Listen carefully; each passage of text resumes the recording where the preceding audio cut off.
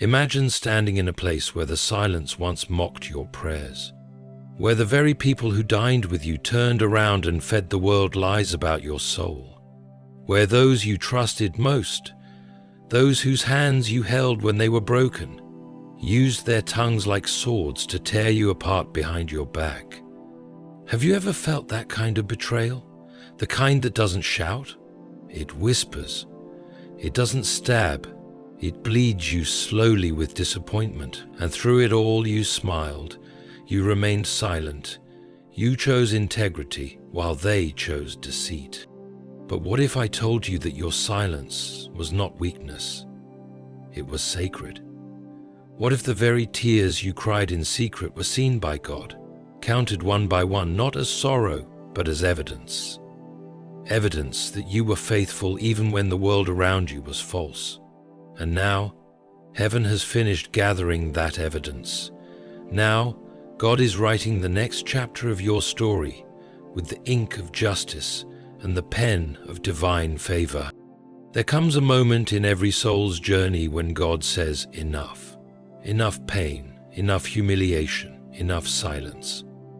And that moment, my friend, is now. You are not forgotten. You are being watched. But not just by your enemies, you are being watched by the one who sits high and looks low. The one who heard every word spoken behind your back and stayed silent not because he was absent, but because he was preparing a table. And who sits at this table? Not just the righteous, not just the angels, but the very people who laughed when you fell, the ones who celebrated your failures, the ones who mistook your trials for your tombstone. They will be seated and they will be silent, because God is about to do something so undeniable in your life that no lie can cover it, no jealousy can block it, and no enemy can explain it away. The story is shifting now. Heaven is no longer silent. God is about to bless you publicly, to reveal what he always saw privately. And the strange beauty of his justice? It does not seek revenge in violence. It seeks revenge through elevation. God is going to raise you so high that the ones who buried you will have to look up just to see your shadow. Now let us move into the sacred wisdom of this moment with these 7 divine truths. There is something almost holy about the silence that follows betrayal. Not the silence of defeat, but the silence of divine strategy. You see, when someone walks away from your life, especially someone you never imagined could, there is a temptation to question everything. Was it something you did? Could you have loved them better? Should you have fought harder to keep them near? But perhaps you never realized that the departure of people was not your loss. It was God's choreography. He wasn't just removing the wrong people. He was rearranging the audience for what's coming next. God does not always confront betrayal with thunder. Sometimes he lets people exit quietly so they do not interfere with the miracle he's preparing. Their absence isn't rejection, it is rehearsal space. God is clearing the stage of characters who no longer serve his divine script. He doesn't need their applause. He needs their absence, because their absence will soon become their regret, and their regret will be the lens through which they witness your restoration. You thought they walked away freely, but in reality, heaven opened the door. And what is often painful is that it feels so personal. But this is not about your worth, it's about your weight. God knew you were too heavy with destiny for those people to carry. They weren't strong enough to stand beside the version of you that's about to rise. So instead of letting them hinder your becoming, he let them go, so they could become witnesses to what he will now do. Betrayal is often permission in disguise, permission from heaven to separate. And once they're gone, once they've said what they said and done what they did, God begins the next act. And he doesn't do it behind closed doors. No, the very ones who doubted you, dismissed you, and disrespected you will not be allowed to move too far away. God will place them at just the right distance, far enough to have left you, close enough to still see you. He will make sure they have a front row seat. They won't be allowed to forget you. Their conscience will remind them of what they lost. Their memory will revisit moments they mistreated you. And in God's perfect timing, He will invite them back, but not as friends, as spectators. They will see your name being called, your door opening, your reward delivered, and they will realize that while they walked away from you, God never did. In that moment, the roles will reverse. The ones who turned their backs will be forced to turn their faces and watch. They will witness what it looks like when God fights for someone who refused to fight dirty. They will witness how heaven vindicates those who kept their heart pure. God let them walk away not because He wanted to humiliate you, but because He wanted to exalt you without their fingerprints on your crown. Pain is rarely welcomed, yet it is the one teacher that never lies. And when that pain comes from betrayal, when someone slices your trust and leaves it bleeding in silence, it carries a deeper message. God does not overlook this kind of wound. He does not turn away from the sight of you crying alone, betrayed by the very mouths that once blessed you. Instead, He watches, not with indifference, but with intense attention, because pain is not random to Him, it is evidence. Yes, evidence. In the courts of heaven, pain is proof. It proves you endured without retaliating. It proves you loved without conditions. It proves you were faithful when you could have fled. Every ache in your chest became a sacred offering. Every time you bit your tongue instead of defending your name, God recorded it. Every time you chose to forgive instead of plotting revenge, heaven took note. You were not being overlooked. You were being documented. And now that pain becomes the very reason for your promotion. Why? Because God cannot be mocked. He does not let His children be used and discarded without consequence. He is just, not just in principle, but in action. And His justice doesn't only restore, it rewards. The deeper your wound, the higher your rise. The more hidden your suffering, the more public your restoration. And when that restoration comes, it won't be subtle. It will be so evident, so radiant, that even those who betrayed you will recognize it. They will not see a broken person trying to survive. They will see someone elevated by divine force, carrying a glory they cannot touch, radiating a peace they cannot comprehend. And they will know they caused the pain that birthed your promotion. They will see the fingerprints of their betrayal stamped across the evidence that God is now using as the foundation for your breakthrough. Your pain became the bridge. Without it, you would not be where you are going. Without it, you would not know the strength of God's embrace or the depth of His justice. That pain tore you, but it also taught you, and now it will testify for you. It will stand as a witness to the heavens, declaring, "This one did not give up. This one stayed the course. This one is ready for the blessing." You see, pain is a seed, and when buried in faith, it produces a harvest too great for betrayal to cancel. The very tears you thought were wasted were watering your next level. God saw it all, and now He's turning what was once agony into authority, what was once grief into greatness. And the ones who handed you the pain will be forced to witness the reward it unlocked. When you prayed and nothing changed, when you fasted and the betrayal still happened, when you asked for mercy and found more silence, perhaps you wondered if heaven had forgotten you. The delay between the moment you broke and the moment your restoration begins can feel cruel. It can feel like God denied you justice. But what if the delay was not denial at all? What if it was a setup for something you couldn't have received in your former state? God does not rush healing, and He does not hurry promotion. He is not bound by time. He does not panic when others rush to judge. Instead, He sits with your suffering until it becomes sanctified. The delay wasn't because you were forgotten. It was because you were being forged. And those who betrayed you mistook the delay as weakness. They assumed that your silence was defeat, that your stillness was surrender. But you weren't being buried. You were being planted. Think of Joseph in the prison cell, misunderstood, falsely accused, abandoned. Years passed, years of silence.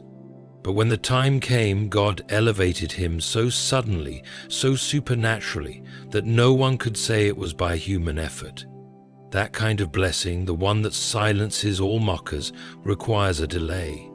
Because when it finally arrives, everyone will know it wasn't luck, it wasn't manipulation, it wasn't connections, it was God.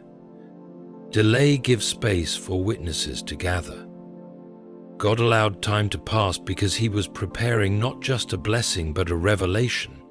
He wanted your enemies to believe they had won. He wanted them to speak their last words, thinking you were finished. Because when He blesses you, it will overturn every sentence spoken against you. The longer the silence, the louder the vindication. Even you may have doubted. Even you may have thought the blessing would never come. But in those quiet days, when you held on to your faith while your soul trembled, God was watching. He was building something behind the curtain of time. And when the curtain opens, you will understand that every second of delay was a divine thread being woven into your destiny. They saw you suffer. Now they will see you shine, and they will not be able to explain it. They will remember the things they said, the lies they spread, the times they walked past your pain, and it will dawn on them that the very delay they mocked was the holy ground where your crown was being crafted. Mockery is a strange weapon. It doesn't strike the body, it strikes the soul. It is the laughter behind closed doors, the eye rolls when your name is mentioned, the sarcastic jabs masked as jokes. And when it comes from those you once trusted, it burns deeper than most wounds. But what your enemies didn't know is that their mockery was not just cruelty, it was a resource. God can use even laughter meant to belittle you as raw material for His glory. You didn't respond to the insults. You didn't defend yourself against the whispers. Instead, you kept walking, even with bleeding feet, and that silence became sacred.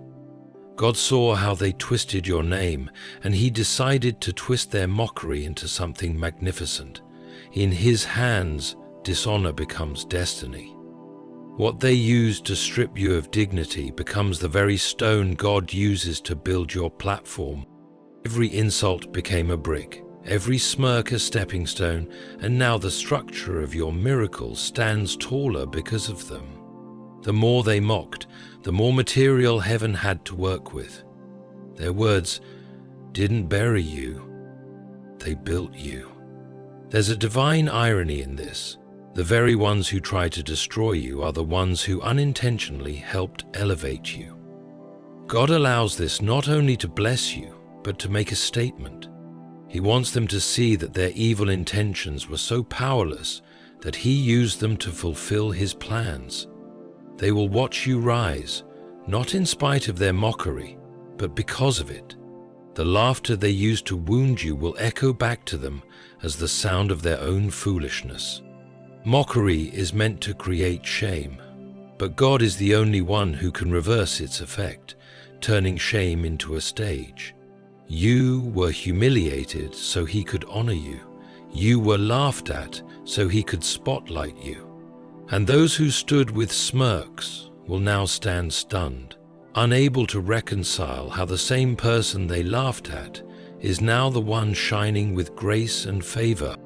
They thought they were writing your ending, but God used their words to write your beginning. And now, when they look at you, they'll remember every mockery, and they'll realize it was prophecy in disguise. What they intended for evil, God used for divine display. And your life becomes the proof that when God blesses, He doesn't just restore, He reverses the ridicule. In a world that screams for attention, where vengeance is expected and retaliation celebrated, you chose a different path.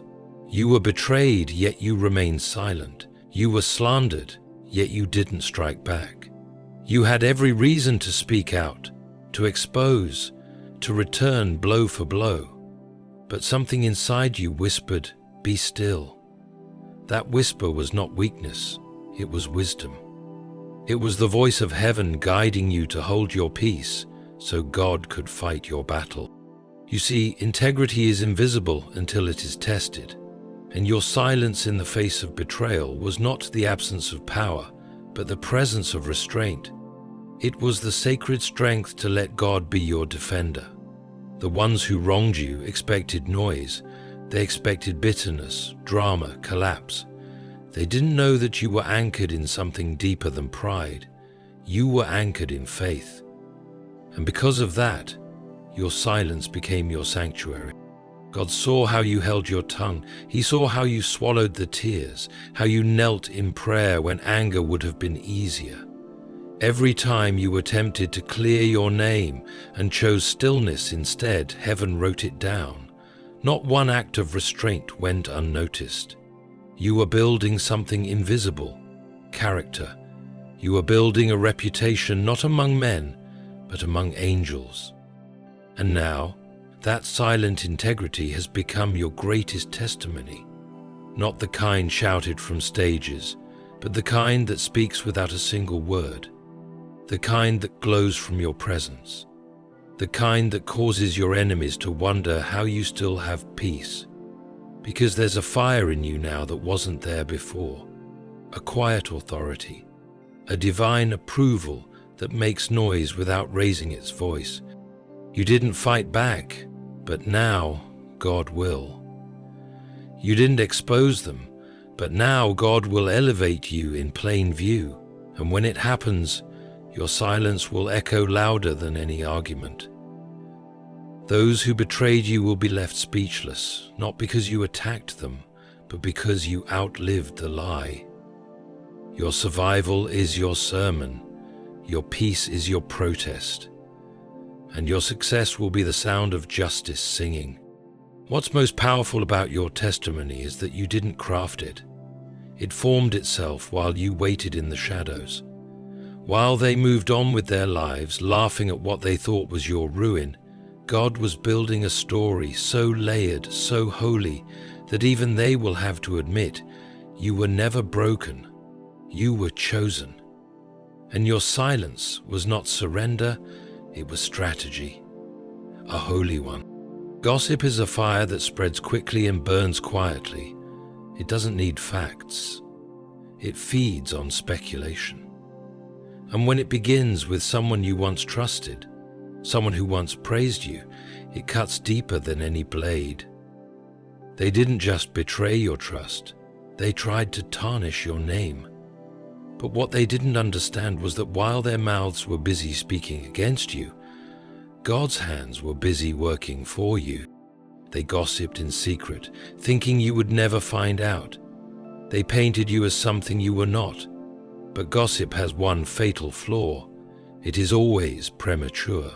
It speaks before God finishes His work.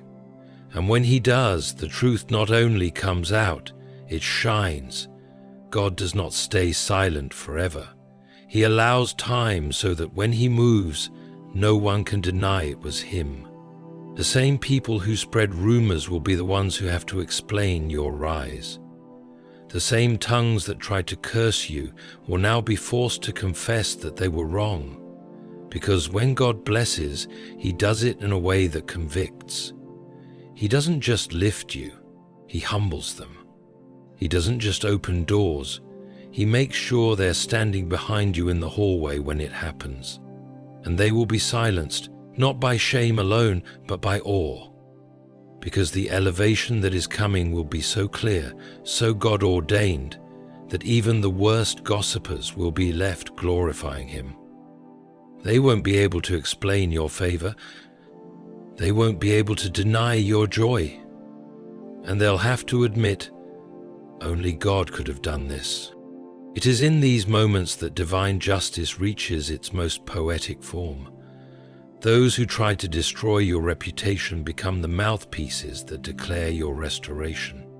God loves this kind of justice, not cruel, but complete. He doesn't need revenge in the way man understands it. He simply lets the truth bloom until it cannot be ignored.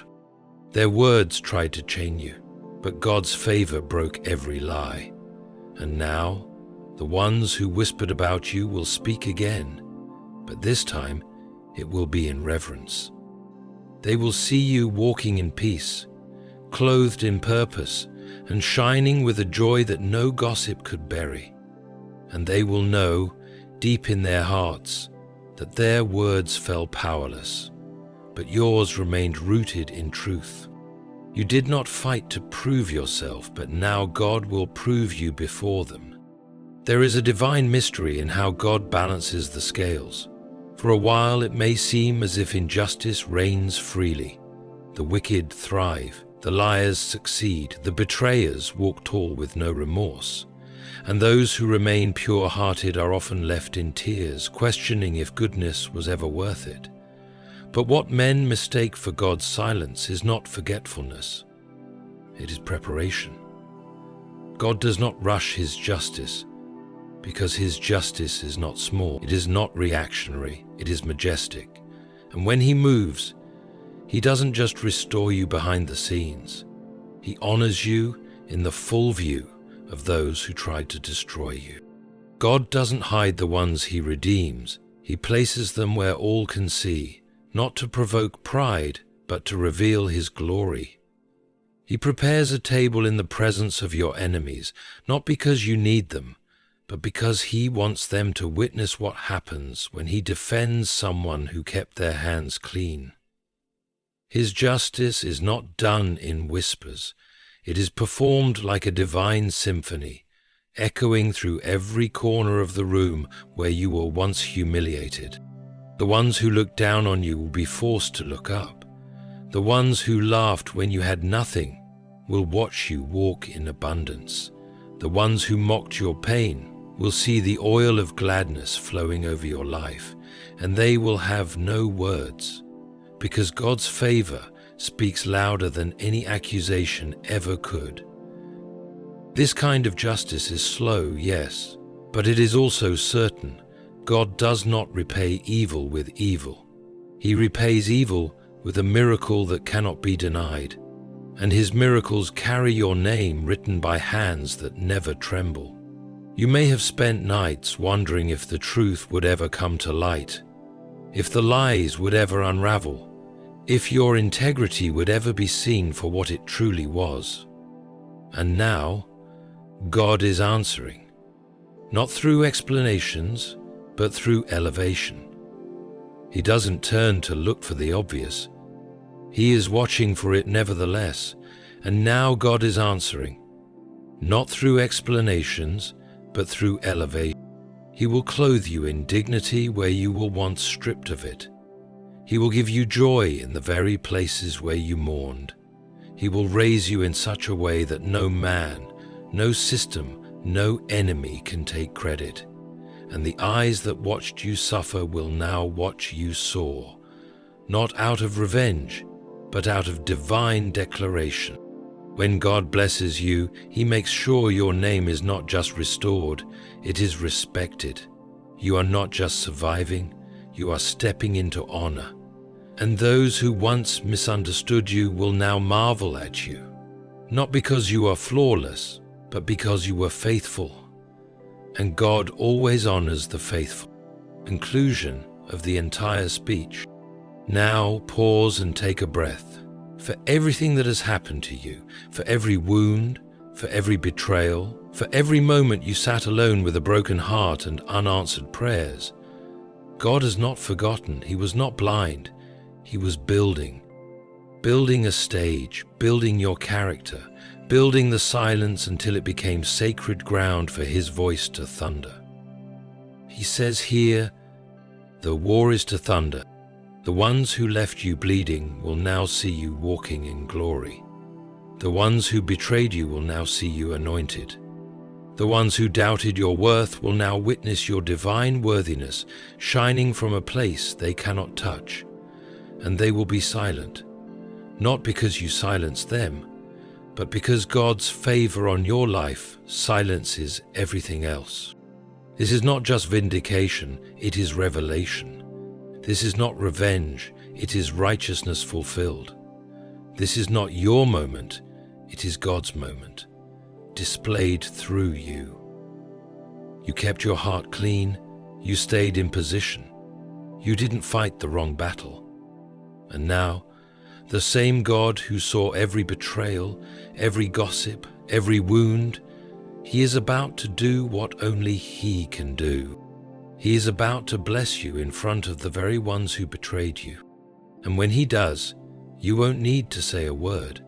Your life will speak, your joy will preach, and your peace will shine like a crown sculpted by heaven itself. So stand still, stay faithful, keep walking in truth, because God is not done with your story. He's just about to turn the page, and the next chapter will be written in the ink of glory, justice, and divine honor.